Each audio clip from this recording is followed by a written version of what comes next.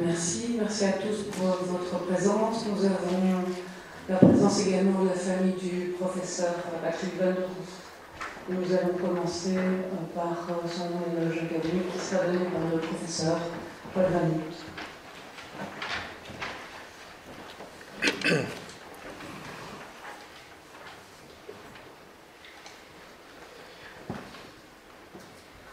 Madame la Présidente, Monsieur le secrétaire virtuel, chers membres de la famille de Patrick Van der Hoeft, chers collègues et amis du professeur Patrick Van der Hoeft, chers collègues,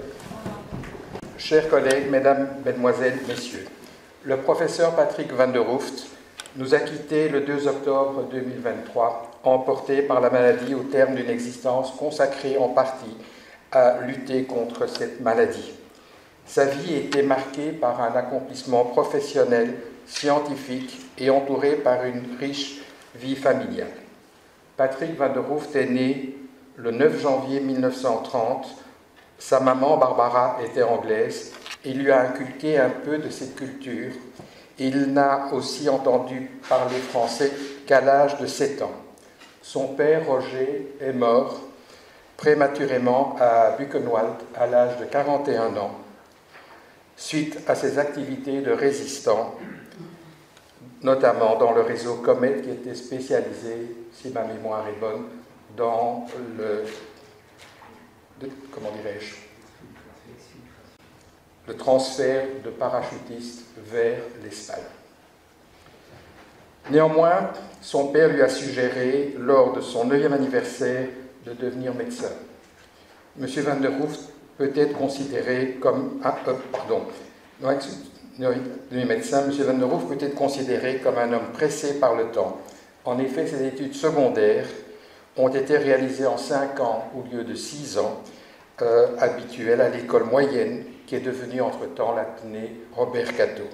Il a poursuivi ensuite ses études de médecine à l'Université de Bruxelles et a été diplômé en 1955, non pas après 7 années, mais après 6 ans et demi, donc toujours aussi pressé. À l'époque, il était un scout très assidu dans une troupe spartiate dont le chef devient son père adoptif. Il fit son service militaire à l'arsenal de Charleroi et après 2 rappels devint médecin commandant des réserves. À la fin de ses études, il a été séduit par la chirurgie et est entré dans le service du professeur Deloyer à l'hôpital Saint-Pierre, initialement comme assistant bénévole et ensuite comme assistant de 1958 à 1968.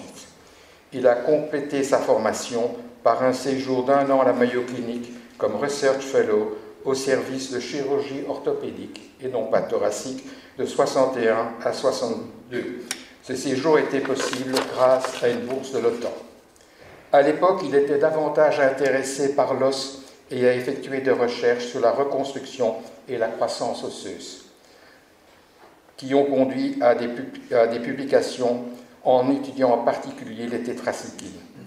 Ces publications ont été faites dans le journal Bone and Joint Surgery et le du membre de la société Sigma X.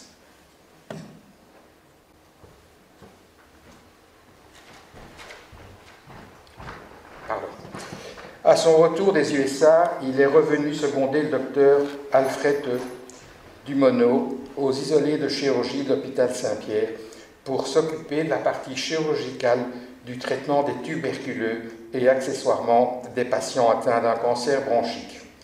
Il a aussi introduit le massage cardiaque externe qui a fait l'objet d'une publication dans la revue médicale de Bruxelles en 1963.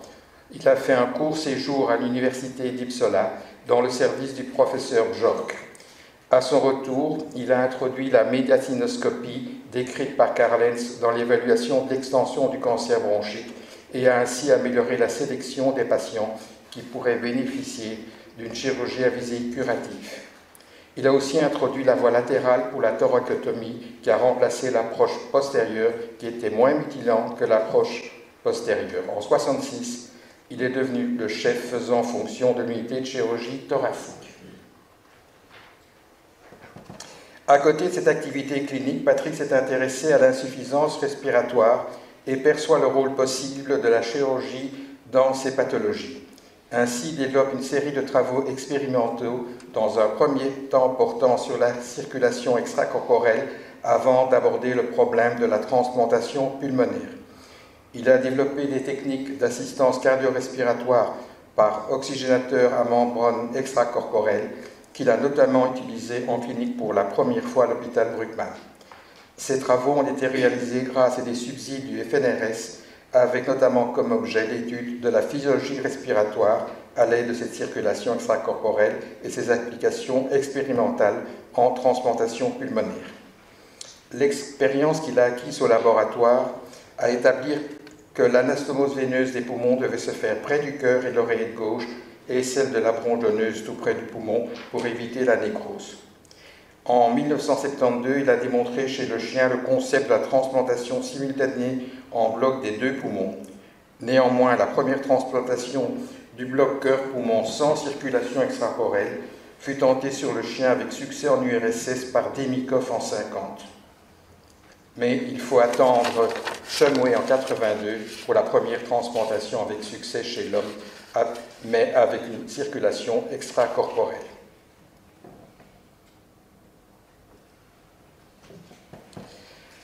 Il a réalisé le 1er juin 1969 avec son équipe la première transplantation d'un seul poumon chez un patient atteint d'insuffisance pulmonaire terminale. C'était la 21e transplantation réalisée dans le monde. Malheureusement, le patient n'a pas survécu. Les greffes ont pu recommencer grâce au développement des médicaments immunosuppresseurs actifs. Il a effectué un court séjour à Londres au service de Sir Yacoub, qui avait une activité très importante dans le domaine de la transplantation cœur-poumon ou poumon unique. La première transplantation cœur-poumon en Europe a été réalisée à l'hôpital Erasme par Georges Prumeau et ses collaborateurs en 1983 et elle a été couronnée de succès. Suite au transfert en 1979 du service à l'hôpital académique Erasme, le département de chirurgie thoracique a été créé et il en devient le chef de service. À cette époque, c'était le premier service en Belgique se consacrant uniquement à la pathologie pulmonaire, inclus au sein d'un département médico-chirurgical dont il était le responsable. Il a stimulé deux axes de développement, l'oncologie thoracique et la transplantation. Patrick Van der Hoeft avait la réputation d'être un excellent pédagogue, consacrant une importante énergie à la formation des étudiants, mais aussi il a entraîné plusieurs générations de chirurgiens thoraciques qui ont continué leur carrière en Belgique et à l'étranger. Pierre Hockmans, Philippe de Franken, Matteo Capello et Joris Sokalov lui ont succédé. Il a également formé des médecins étrangers, dont le docteur Brickman, qui travaille aujourd'hui en Floride et a été marqué, comme beaucoup d'autres, par son travail et sa passion. Le professeur de Scoville lui a aussi envoyé le docteur Mutumba, qui devient le premier chirurgien congolais à pratiquer une pneumectomie. Patrick Van der Hoeft avait des prédictions jugées parfois comme un peu farfelues, mais devenues bien des décennies plus tard une réalité. L'AROM, l'assistance respiratoire par oxygénateur à membrane extracorporelle, appelée aujourd'hui l'ECMO, développé par les chirurgiens cardiaques et repris plus tard en réanimation et en transplantation pulmonaire, qui est devenu une réalité donnant un espoir aux patients souffrant de pathologies lourdes. Il n'était pas uniquement un chirurgien au sens strict, mais aussi très concerné au devenir de ses patients. Il a été très tôt ouvert aux médecins de l'Institut Bordet pour une discussion collégiale concernant les indications thérapeutiques pour ces patients qui souffraient d'un cancer. Ces discussions étaient largement précurseurs de nos COM actuels qui sont devenus obligatoires. Il ne partageait pas à l'époque l'approche nihilistique de nombreux de ses collègues vis-à-vis des traitements non chirurgicaux. Cette approche explique aussi sa participation active dès 1966 à un essai randomisé testant le rôle de la radiothérapie post-opératoire, essai initié suite aux travaux d'un collègue français, le professeur Ennuyé. Dans ce cadre, il a ouvert ses dossiers et nous a permis de découvrir ces fameuses fiches ces fameuses fiches perforées, résumant ainsi le parcours de ces patients, première base de données avant l'ère de l'informatique. Il nous a aussi soutenus et encouragés pour réaliser en 1979 un des premiers symposiums consacrés à l'approche multidisciplinaire de ce fléau.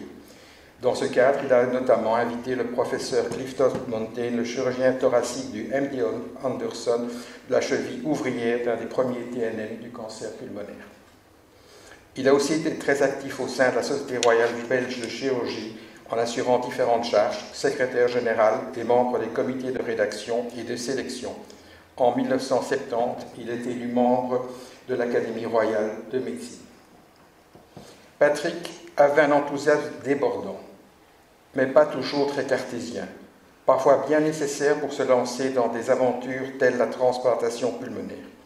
Amoureux de grands espaces et de nature, il a été un fervent sportif assidu de la montagne avec des escalades parfois très périlleuses, mais aussi éléments de ski s'y donnant aux joies des pirouettes. La natation par tous les temps et dans toutes les circonstances, et l'équitation. Passionné par la photographie, il a ainsi immortalisé ses voyages et escapades dans la nature. Écologique avant l'heure, il a aussi effectué des visites à domicile pendant son service militaire en vélo lors du remplacement de camp frères. Jeune, il n'hésitait pas à fumer la pipe devant le Golden Gate. Il avait aussi la réputation d'être un grand farceur. À côté de l'homme, il faut toujours chercher la femme. En 1954, il épouse Marie Elborn. Il dira « Ceci est la meilleure décision de ma vie ». Elle est restée à ses côtés pendant plus de 60 années et lui a donné 2 enfants, Claire et Anne, disparus prématurément, emportés par la maladie. Il a été toujours très attentionné pour ses enfants et petits-enfants, n'hésitant pas à partager des parties de canoë et autres activités en plein air et autres blagues. Avec la disparition de Patrick Van der Hooft, s'est éteint un des pionniers de la chirurgie thoracique mondiale. Permettez-moi au nom de l'Académie de présenter aux membres de sa famille nos condoléances et aussi nos sentiments respectueux et émus. Merci bien. Nous allons observer une minute de silence en souvenir de Patrick Van der Hooft.